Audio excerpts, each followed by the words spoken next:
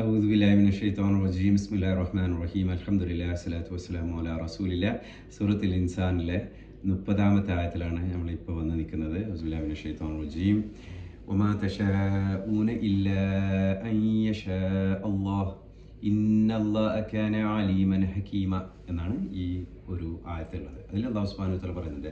ഇതിന് തൊട്ട് മുമ്പത്തെ ആയത്തിൽ അല്ലാഹു സുബ്ഹാനഹു വ തആല പറഞ്ഞു, ഇത് ഇന്ന ഹാദിഹി തദ്കിറ, ഇതൊരു റിമൈൻഡറാണെന്ന്. ഈ സൂറത്തുൽ ഇൻസാനിൻ്റെ ആ ഒരു ഡിസ്ക്രിപ്ഷൻ ഇത് എത്ര ഒരു 28ഓളം ആയത്തുകൾ പറഞ്ഞതിന് ശേഷം അല്ലാഹു സുബ്ഹാനഹു വ തആല പറയുന്നത്, തീർച്ചയായിട്ടും ഇതൊരു തദ്കിറാണ്, ഒരു റിമൈൻഡറാണ്, ഒരു ഓർമ്മപ്പെടുത്തലാണ്.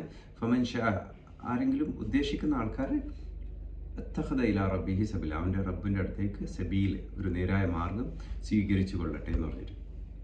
എന്നിട്ട് അടുത്തതിൽ അല്ലാഹു സുബ്ഹാനഹു വ തആല പറയുന്ന അടുത്ത ആയത്തിൽ വമാ തശാഊന, നിങ്ങൾ ഒരിക്കലും, അതായത് തശാഊന മുമ്പത്തേലും ഷാഹ എന്ന് പറഞ്ഞത്, മഷിയ എന്ന് പറഞ്ഞാൽ ഇച്ഛിച്ചുകൊണ്ട് എടുക്കുന്നതാണ്, ഇഷ്ടപ്പെട്ടുകൊണ്ട് തിരഞ്ഞെടുക്കുക എന്നുള്ള ആ ഒരു സംഭവമാണ്. അപ്പോൾ അല്ലാഹു സുബ്ഹാനഹു വ തആല പറയുന്നത്, നിങ്ങൾ ആ ഒരു ഇഷ്ടം അല്ലെങ്കിൽ ആ ഒരു ചോയ്സ് നിങ്ങൾ ചെയ്യൂല ഇല്ല അൻ യശാ അല്ലാഹ്, അത് അല്ലാഹു സുബ്ഹാനഹു വ തആലൻ്റെ പെർമിഷൻ അല്ലെങ്കിൽ അല്ലാഹു സുബ്ഹാനഹു വ തആലൻ്റെ വില്ലോട് കൂടി അല്ലാണ്ട് നിങ്ങൾക്ക് ആ തീരുമാനം എടുക്കാൻ പറ്റില്ല. അപ്പോൾ നമ്മൾ എന്ത് തീരുമാനം എടുക്കുകയാണെങ്കിലും അള്ളാഹുവിൻ്റെ ആ നോളജിൽ അത് പെടുന്നുണ്ട് എന്നുള്ളതാണ്. അള്ളാഹു സുബ്ഹാനഹു വ തആല അതിന് ഒരു പെർമിഷൻ തരുന്നുണ്ട് എന്നുള്ളതാണ്. കാരണം ഈ ഒരു കോൺസെപ്റ്റ് വളരെ ഇമ്പോർട്ടൻ്റ് ആണ് മനസ്സിലാക്കാൻ. കാരണം അതുകൊണ്ട് തന്നെയാണ് ഈ ആയത്ത് അവസാനിക്കുന്നത് ഇന്നല്ലാഹ കാന അലീമൻ ഹകീമ, തീർച്ചയായിട്ടും അള്ളാഹു അലീമാണ്, എല്ലാം അറിയുന്നവനാണ്, അതിൻ്റെ കൂടെ തന്നെ ഹക്കീമുമാണ്.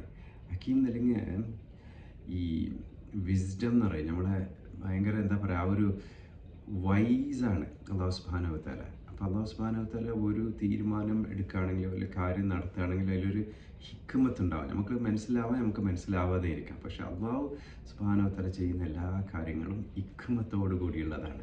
അപ്പോൾ ആ ഒരു തിരിച്ചറിവ് നമുക്ക് എപ്പോഴും ഉണ്ടാവണം. നമ്മുടെ ജീവിതത്തിൽ ഏതൊരു പ്രതിസന്ധി ഘട്ടങ്ങളിലൂടെ നമ്മൾ കടന്നു പോകുമ്പോൾ നമ്മൾ മനസ്സിലാക്കേണ്ടത് അല്ലാഹു സുബ്ഹാനഹു വ തആലയുടെ പെർമിഷനോട് കൂടിയാണ് ഈ സംഭവം നടക്കുന്നത്. അല്ലാഹുക്ക് ഒരു ഹിക്മത്ത് ഉണ്ടാവും.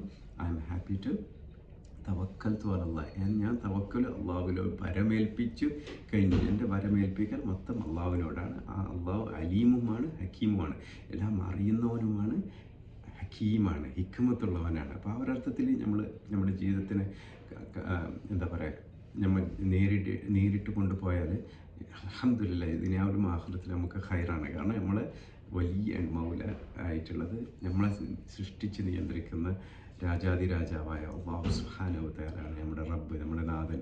അപ്പോൾ ആ ഒരു അർത്ഥത്തിൽ വേണം ഇതെടുക്കാൻ.